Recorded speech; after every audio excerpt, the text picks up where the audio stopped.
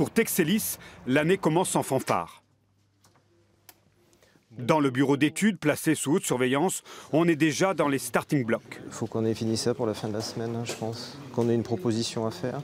Dans un mois, 30 spécialistes travailleront ici pour développer le VBMR léger. Un tout-terrain hyper sécurisé, bourré d'électronique, doté d'une mobilité exceptionnelle, une performance qui relève du savoir-faire de Texelis. Le moteur, la boîte à vitesse, une boîte transfert, des ponts avant, un pont arrière et toute la partie aussi électronique, électrique relative à cette plateforme-là.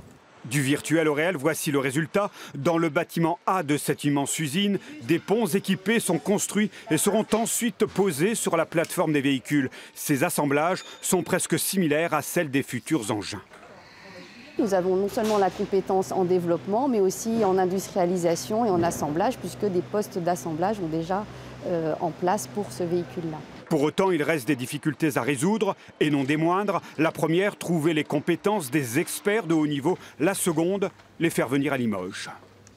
Par rapport aux expertises pointues qu'on recherchait, en fait, on a été même amené à proposer un poste de travail soit à Limoges, soit sur le plateau à Versailles, là où on travaille avec notre partenaire, pour multiplier les chances de trouver nos spécialistes.